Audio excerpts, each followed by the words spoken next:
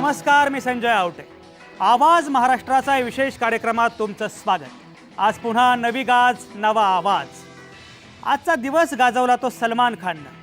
मुझ पर एक एहसान करना कि मुझ पर कोई एहसान न करना, असं सलमान म्हणाला आणि कोर्टानं ते जरा जास्त सिरियसली घेतलं अशी एक पोस्ट फिरत होती व्हॉट्सॲपवर. असं ते जाऊ द्या, या व्हॉट्सॲपवर काय काय फिरेल काही सांगता येत नाही. पण मुद्दा असा की सलमान खानला 5 वर्षांची शिक्षा सुनावली गेली. हिट अँड रन प्रकरण बरंच वादग्रस्त ठरलं. सलमान खानला सत्र न्यायालयाने शिक्षा सुनावली. हे प्रकरण खरं म्हणजे आहे 2002चं. सलमानच्या लँड क्रुझर गाडीनं फुटपाथवर झोपलेल्या 5 जणांना चिरडलं आणि त्यात एकाचा मृत्यू झाला, 4 जण जखमी झाले. सलमाननं आता हायकोर्टात धाव घेतली असली तरीसुद्धा हा निकाल महत्त्वाचा आहे. या निकालाचे बरेच पडसाद उमटले आहेत. रस्ते गरिबांच्या बापाचे नाहीत, फुटपाथवर झोपण्याची हौस असेल तर गावी जा, असं बोलला याच्यावर अभिजित भट्टाचार्य. हीच ती मस्ती आहे. याच मस्तीतनं सलमाननं हा अपराध केला का? न्यायालयाच्या निकालानं तर ही मस्ती उतरणार आहे का? काय अर्थ आहे या निकालाचा? आणि हाच आहे आजच्या चर्चेचा विषय. कॅरेक्टर ढिला आहे असं मस्तीत सांगणाऱ्या सलमानला झालेली शिक्षा हा मेसेज आहे का? आणि हो, एक महत्त्वाची गोष्ट या निमित्तानं मुद्दाम सांगायला हवी. हा खटला चालला 12-13 वर्ष, पण या खटल्यातला एकही साक्षीदार फुटला नाही, विकला गेला नाही, विचलित झाला नाही. ही सगळी साधी माणसं होती, कॉमन मॅन, पण ती उभी राहिली ठामपणे, म्हणून हा निकाल लागू शकला. न्यायव्यवस्था असो की एकूणच लोकशाही व्यवस्था, कॉमन मॅननं आपली जबाबदारी ओळखली तर काय होतं त्याचा हा पुरावा आहे का? असो, तर सुरू करू ही चर्चा. आणि माझ्यासोबत आहेत नेहमीप्रमाणे नामवंत पाहुणे ही चर्चा करण्यासाठी. ॲडव्होकेट गजानन कदम आहेत माझ्यासोबत, क्रिमिनल लॉयर आहेत, ते औरंगाबादमधून माझ्यासोबत असणार आहेत. शमशेर पठाण आहेत माझ्यासोबत, निवृत्त ACP आहेत, ते परळमधून माझ्यासोबत असणार आहेत. ॲडव्होकेट समृद्धी पोरे आहेत माझ्यासोबत, अभिनेत्री आहेत, दिग्दर्शक आहेत, त्याही परळमधून असणार आहेत माझ्यासोबत. डॉक्टर प्रदीप पाटकर जे मानसशास्त्रज्ञ आहेत, मानसोपचार तज्ज्ञ आहेत, त्यांना मी मुद्दाम आज इथं बोलावलं आहे की या प्रकारची मानसिकता, दारू प्यायची मग गाडी चालवायची, मस्तीमध्ये लोकांना उडवायचं आणि तरी त्याचं काही वाटत नाही, ही जी काही मानसिकता, चंगळवादी मानसिकता, हे जे काही होत चाललं आहे, सलमान खान हे एक उदाहरण झालं. पण आजही आपण स्वतः अगदी मुंबईमध्ये, पुण्यामध्ये रात्री अपरात्री जर बघितलं तर दारू पिऊन गाडी चालवणं, मस्तीमध्ये चंगळवादी पद्धतीने वागणं आणि लोकांना काय त्रास होतोय याचा विचार न करणं, या प्रकारची एक मानसिकता वाढत चालली आहे. त्यात आनंद आहे असं काहीतरी एक निर्माण होत चाललेलं आहे. याचा काय अर्थ आहे आणि त्याच्यावर काय उपचार आहे हे मला विचारायचे डॉक्टर प्रदीप पाटकरांना. हेमंत देसाई आहेत माझ्यासोबत, ज्येष्ठ पत्रकार आहेत, त्यांना मला विचारायचं की एकूण या सगळ्याचे काय पडसाद आहेत, कसं बघतात या सगळ्या निकालाकडे, हे मला मुद्दाम विचारायचं आहे हेमंत देसाईंना.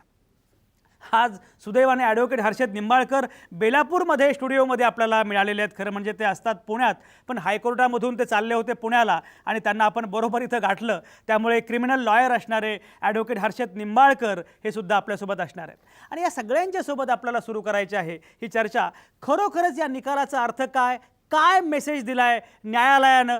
सलमान भलेही गेला असेल आत्ताच हायकोर्टामध्ये, आणखी कदाचित तो सुप्रीम कोर्टात जाईल, पण तरीसुद्धा एकूण निकाल म्हणून हा निकाल अतिशय महत्त्वाचा आहे. आणि या सगळ्या अनुषंगानं कशा प्रकारे आपले सगळे नामवंत विचार करतायत, कसं बघतायत हे मला त्यांना विचारायचं आहे. आणि अगदी सुरुवातीला मला जायचं आहे ॲडव्होकेट हर्षद निंबाळकर यांच्याकडे.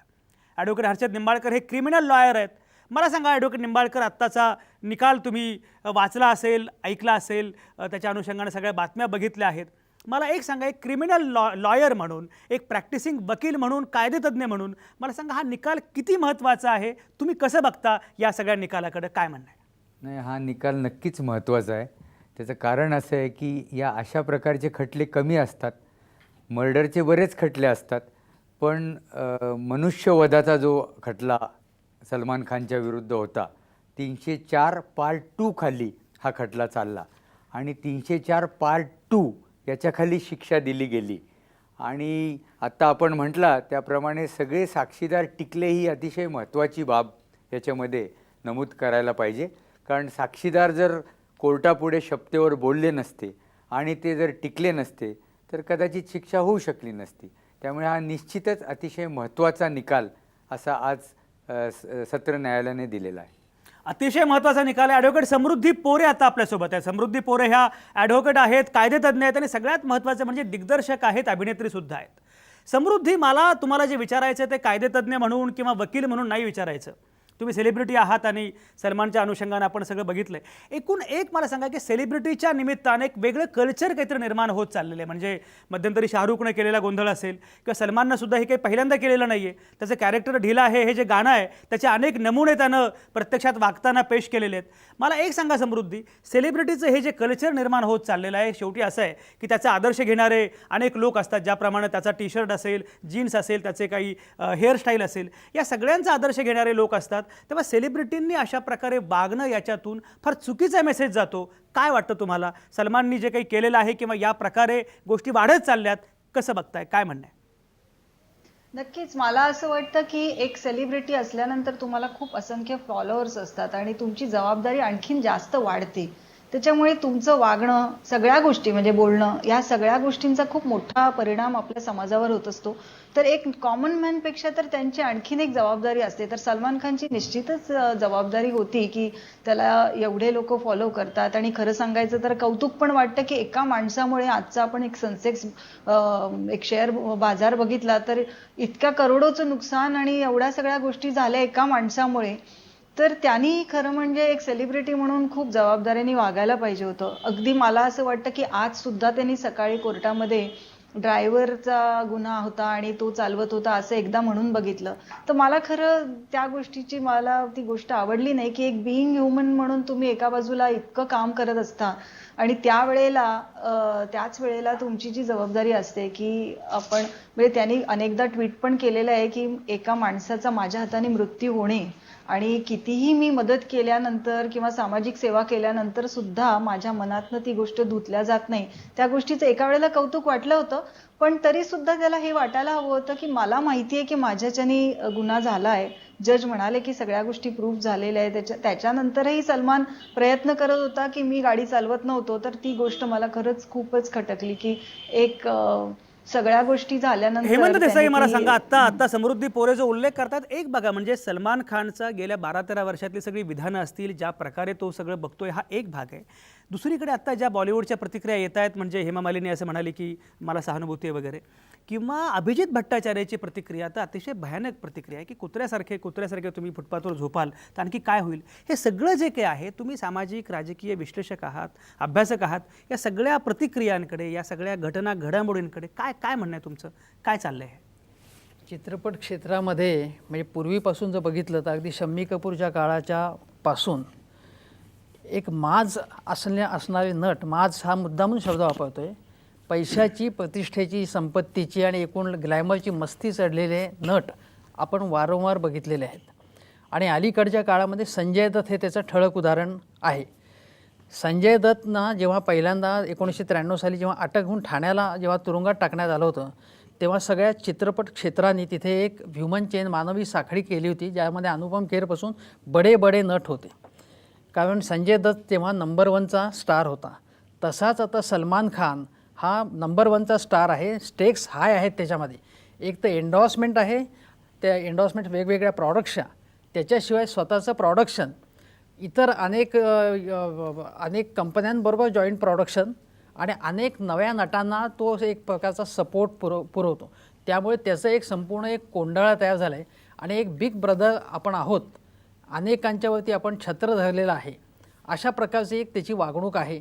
आणि दुसरी गोष्ट, मला सगळ्यात महत्त्वाचा मुद्दा जो सांगायचा आहे की बिईंग ह्युमन नावाचं जे काय सगळं चाललेलं आहे, ज्याच्या नावाखाली काही काम चांगले केले, चांगली गोष्ट आहे त्याच्या, पण जेव्हा त्याचं हे जे चिंकारा प्रकरण झालं आणि त्यानंतर हे प्रकरण झालं, ही 2 प्रकरणं जी झाली, त्या 2 प्रकरणानंतर आपली इमेज बदलण्याचा प्रयत्न म्हणून त्याने हे केलेलं आहे, हे लक्षात ठेवायला पाहिजे. त्यानंतर या संस्थेचा जन्म झालेला आहे. आज NGO च्या नावाखाली अनेक उद्योग चालतात, समाज कार्य आपण करतोय, आपण माणुसकी कशी जतन करतो हे दाखवण्याचा, आपली इमेज तयार करण्याचा प्रयत्न होतो. आणि प्रत्यक्षात तो नट खाजगी जीवनामध्ये तसा असतोच असं नाही. सलमान खान तसा नसल्याचे अनेक पुरावे आपल्याला मिळालेले आहेत. ऐश्वर्या रायच्या प्रकरणी दारू पिऊन त्यांच्या घराच्या समोर त्यांनी हैदोस घातलेला होता. त्यानंतर शाहरुख खानबरोबर ज्या प्रकारे मारामारी त्याची झालेली होती, तो आणि संजय दत्त काही पबमध्ये जाऊन धिंगाणा घातलेला होता, असे अनेक प्रकार सलमान खानच्या बाबतीत झालेले आहेत. फोटोग्राफर्सवरती सुद्धा त्यांनी प्रेसचा हल्ला केलेला होता. त्यामुळे त्याची ही जी काही मस्ती आहे ती थोडीशी मस्ती आता काही वयामुळे थोडीशी कमी झाली असेल, पण मूळ ती प्रवृत्ती आहे आणि त्याला आज न्यायालयाने एक प्रकारे सणसणीत चपराक मारून यापुढे बॉलिवूडच्या नावाखाली जी काही मस्ती आणि धिंगाणा चालतो तो थांबवला पाहिजे आणि अशा प्रकारचा एक मेसेज जाणं आवश्यक आहे. बरोबर ही बरोबर अतिशय चांगली बरोबर गोष्ट आहे. बरोबर. डॉक्टर प्रदीप पाटकर, मला सांगा, मस्तीचा उल्लेख आता हेमंत देसाईंनी केला. एकूण मानसिकता जी काय आहे, मला एक सांगा, तुम्ही मानसशास्त्राचे अभ्यासक आहात, मानसोपचार तज्ज्ञ आहात. एक मला सांगा, मुळामध्ये ही मस्ती काय येते हा एक भाग आहे, आणि मुख्य म्हणजे असा माज, अशी मस्ती खाजगी जीवनामध्ये अशा प्रकारे अतिशय चारित्र्यहीन वागणारे सगळे जे लोक आहेत ते आयडॉल कसे काय होतात, हे सगळं जे काही चाललंय ते त्याचं मानसशास्त्रीय काय विश्लेषण आहे, काय म्हणणं आहे तुमचं? त्याच्यात एक आपण महत्त्वाची गोष्ट लक्षात घेऊया, ते म्हणजे चंगळवाद हा अनेक शतकं आहे आणि दुसऱ्या बाजूला विवेकवाद आहे, यांचा संघर्ष चालूच आहे. चंगळवाद नेहमीच म्हणत राहील की फुटपाथवर झोपाल तर कुत्र्यासारखे मराल, आणि विवेकवाद म्हणत राहील की don't under estimate common man. हे जे चाललेलं आहे हा लढा चालूच आहे, आणि त्या लढ्यामध्ये जनमानस यातले वेगवेगळे घटक वेगवेगळ्या भूमिका सतत घेत राहतात. कधी काही मंडळी असं म्हणजे हे अख्खं जनमानस अस्थिर असतं, चंचल असतं, ते प्रभावी सेन्सिटिव्ह असतं आणि त्यामुळे प्रभाव कुठलाही पडतो त्याच्यावर. कधी कधी ते अमानुष ठरतं, त्याला बळीबद्दलही सहानुभूती वाटते आणि त्याचबरोबर गुन्हेगाराबद्दलही वाटते. हे आपण दोघींनी पाहिलेलं आहे. आणि मुळात त्याला चित्रपट आणि वास्तव किंवा अतिरंजितता आणि वास्तव ह्याच्यातला फरक समजत नाही, ते संभ्रमात राहतात. ह्या सगळ्या गोष्टीबरोबर त्याचं व्यक्तिमत्व जर साधं सरळ असेल तर तो ते व्यक्तिमत्व वाढवायचा प्रयत्न करतो आणि चंगळवाद त्याला ते देतो. म्हणजे माझ्याकडे पैसे असले तर जणू काही माझा इगो सुचतो, मोठा होतो आणि मला असं ग्रेट वाटू लागतं की आता मी जगावर राज्यच करावं. हे राज्य करण्याचा जो प्रकार आहे, राज्य याचा अर्थ प्रेमान नव्हे, राज्य याचा अर्थ दडपशाही, राज्य याचा अर्थ दिमाग. आपल्याकडे कसं झालंय की मरणारे कोणाला आवडत नाहीत, मिरवणारे फार आवडतात. हा सगळा प्रकार आहे. आणि जनमानसात पुन्हा एक आहे की त्यांना भावना प्रधान आवडते, विवेक सत्यवादी आवडत नाही.